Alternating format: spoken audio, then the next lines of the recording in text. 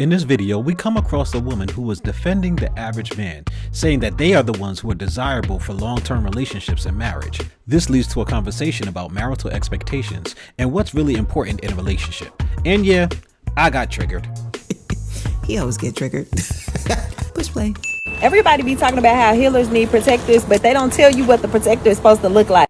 Boring. A very boring man. Yep, that man that just want to come home and play the game. That man that just go to work and come back home. That man that don't want much. Now, let's not get boring and lazy mixed up. This man is still going to be romantic. He's still going to court you. He's still going to love on you. Still going to take you one day. Still going to get you your flowers. But he don't care to be out and about. He don't care to be out. I'm sorry to give a lot of y'all a really bad notice here. He might not even do all of the courting and the dates and all of that other stuff. Are you serious? Yep. I'm sorry.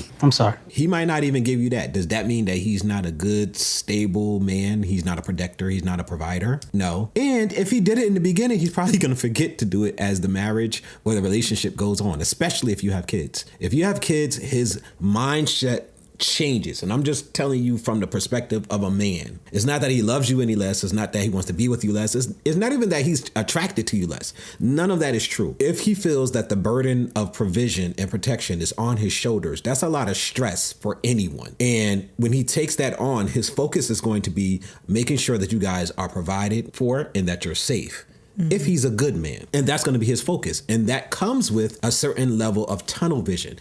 And I think a lot of times a part of the issue that men and women have when it comes to their communication and their expectations is that men sometimes think that women think like men and women think that men think like women.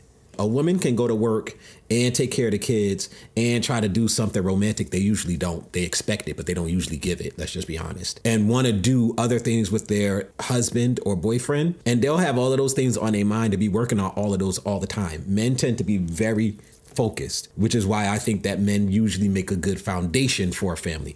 They're going to be like, look, I got this provision part. I got this protection part. You're going to have to handle prettying up everything else. You got all of that stuff. I'll make sure that the center, I'll do the bulk of the financial lifting. I'll do almost all of the protecting. But because our minds are wired differently, and I'm not going to say that it's fully biological and it's not partially societal. It is biological now.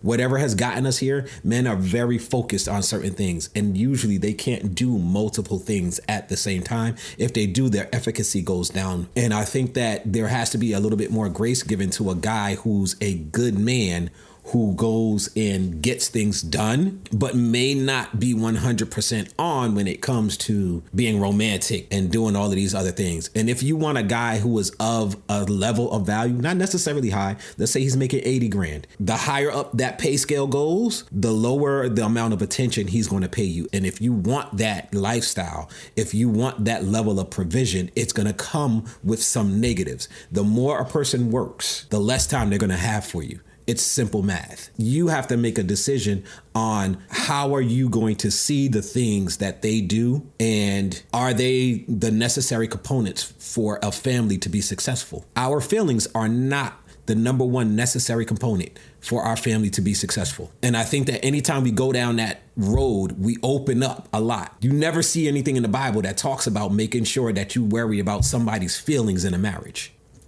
You don't, for a reason. It's good, not bad. It's good to be concerned about each other's feelings. It's good to have date nights. It's good to give presents. It is not necessary for the survival of the family. And you cannot take away things that are necessary for the survival of the family so that you can have good things. Does that make sense? Mm-hmm. I see your face, so you can go ahead.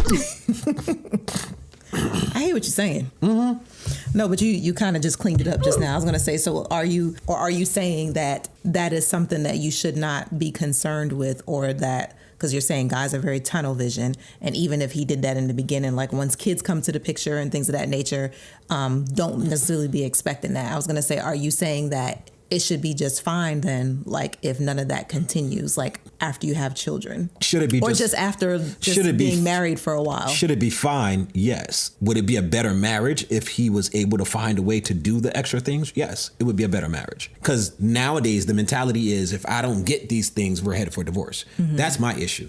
Okay. And I'm seeing where it starts from. And it starts from an expectation that is not really realistic. You and I see each other's schedule that we have right now. Mm-hmm. How much time do we really have to put into like planning a date night and stuff like that? Honestly, because we're running a business. Now, if I'm doing a 40-hour a week job and I have to clock in, clock out, and then every hour outside of those 40 weeks is my time, that's different. But everybody nowadays wants to be an entrepreneur. Y'all don't know what that comes with. You have no time. It is not a 40-hour work week, and we need to get off that dumb. If you want to be an entrepreneur, if you want to be successful, if you want to have this financial stability, if you want more, you cannot do a 40-hour work week like you working for the post office or for whatever. And you get, when you're off the clock, you're off the clock. If you have a business, you are never off the clock. Everybody wants to have all of this over here. We have the business, which normally is going to cost people 60 to 80 hours a week. And you have time for the kids, and you have time for activities, and you have time for us to have family activities, and you have time for me. And it's not realistic. It's delusional. Delusional. And the problem is I see that this mentality is where a lot of this he wasn't satisfying me crap comes from. That's where a lot of this he wasn't fulfilling me crap comes from. Because people have unrealistic expectations of what you can really expect from a person. From a person, not even a man, a person in marriage. Over 70% of the people divorced say that one of the issues is they didn't understand what marriage was really going to be like. Yikes. Because we're buying into a fantasy. Because we want to be successful in everything, which is probably one of the best and worst things about these new generations of social media. We want the best of everything, that we put that pressure on the shoulders of regular people. Most of us are not exceptional. We need to stop lying to ourselves. And the thing is, a lot of our issues are coming from this mindset, but a lot of people are not tracing it. Why are the divorces like they are? We have a video talking about some divorce rates that people actually get wrong for everybody who's against marriage and stuff. Why are people just not wanting commitment? Because they realize that in order to have all these other things that they see on social media, the traveling, the money, the job, as much cheeks as you want. Walls and cheeks. It's very difficult to have all of that in a monogamous relationship. But it's weird because at the same time, one of the keys to wealth is getting married. And a lot of that pressure would not exist on the person that's already working 60 to 80 hours a week, because everybody has their own business, or they have a job and a side hustle and kids and activities. And we just leave the lack on our children. They get to suffer because we have no time for them, because we're trying to be romantic and financially viable and this, or we're just not sleeping and we're just put it on our bodies. So either our bodies die or our kids, they get screwed. And then we defend it. I'm sorry, your feelings, man, woman, don't matter as much as you think they do. I'm done. That was like a 30-minute rant. Because I'm seeing where it's coming from. And it's always how I feel. We're destroying ourselves based on how we feel. That crap is not biblical. It's not. When they talk about what you're supposed to have in marriage, your feelings don't come into the equation. When it comes into saving your soul, your feelings don't come into the equation. How you feel don't mean nothing in this world. The only person that's dealing with that feelings crap is you. And there's usually something off with you if you're dependent on somebody else to deal with how you feel. And I'm realizing, oh, wow. I'm sorry, the Christian side. The devil is using our feelings to destroy marriages and families and society. And we keep buying into it. And here's the weird thing. For the Christians, God requires you to change how you feel about things so that you can serve him happily, because he's going to ask you to do things you don't want to do. But you have to find joy in the fact that you're pleasing him. That is ownership of feelings, not being driven by them. That includes marriage, purpose, and everything else he has for you. That is the point. That's why I'm adamant about this. Very true. And I think our society has gotten so deep in it, we don't understand. And I'm a victim of it too. I allow my feelings to dictate the way I move in my marriage way too daggone much. So it's not a y'all thing, it's us. We are jacked up. And now that I'm reading that book, it changes perspective and it opens your eyes to a lot of things. He all in the streets and in everybody's face. He don't care to be at the clubs or out with his homeboys. That's a big one. That's a big one. This man is probably... No. What? No. He don't need to be in the club with his homeboys, but he needs a group of men around him to hold him accountable, to call him out on his itch, which then means it has to be a certain type, group. Yes. A certain level. It can't be a bunch of bums. Did y'all know that being around people who are divorced even if it's by, I think they said one degree, 1 degree away from you, even if it's 1 degree away from you, exponentially increases the chance of you getting divorced just because you're around somebody who's divorced. Wow. Who you're around matters. But no, men don't need to just be in the house with their family. A lot of us do it, and it's not a good thing. You need to be around other guys because you need guys who will hold you accountable, who will push you, and you also need people who may open you up to opportunities that you would otherwise not have on your own. Community makes us better because that's how we are built as human beings. Probably a homebody who likes to just be at home, play the game, or watch the games, but his family is literally the center of his world. That's all he want to do is take care of his. Nope. No, absolutely not. As a man, don't make your family the center of your world. It needs to be your purpose. Your purpose, then your wife, then your children, and the family situation.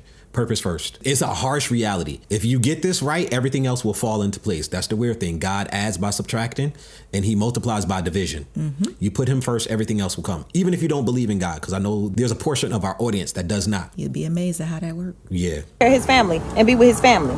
A boring man grounds you. A boring man is going to keep you calm. Boring means stable. Boring means secure. Boring is comfortable and your nervous system is regulated. Boring means safe. So to be with a protector is to be with a boring, safe man. She has some good points. Some of her side points I think was a little off, personally. This is kind of off the topic, but not off the topic. But just talking about community, like, she was saying him not being out with his boys and how you were saying, no, that's not true. But just speaking on community in general, like, community is good for both man, woman, child. Everybody needs their tribe. Everybody needs their village. The past 2 weekends now, it's been something that's just been hammered, 3 weekends, 4 weekends. The past month, we've already known this, but for me, it's been driven in my head like so much more. Trips. Yeah, I've been to a few different places. She out here traveling, y'all. Last weekend. She out here traveling. Look at that. Look at that. All for free. We ain't got no money. Don't get it twisted. We've been blessed. Yes. Last weekend, we had the opportunity, both of us, actually to go back home to Jersey. And we went to our home church. It was great. We were celebrating our 103rd year. And it was just great to be around people that we grew up with, people that we aspired to, people that we admired growing up. Just being able to see like the impact of that community, what it did for us individually as well as collectively. At the time, we didn't know it. Like, you're young, you have no idea that your community is really shaping you, shaping your mindset, shaping your thought process and how you're going to interact with one another, with people, like all the different things. And then this weekend, my current church here, we're celebrating kind of like a homecoming and also a grand opening because we moved into a new facility earlier this year.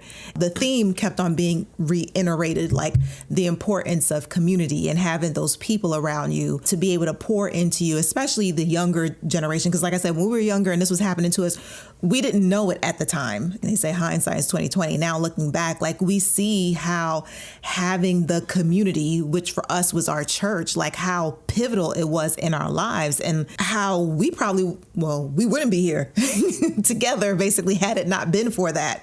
So it is very important to have community and, depending on what your thing is, what that looks like, but having positive people to impact and influence.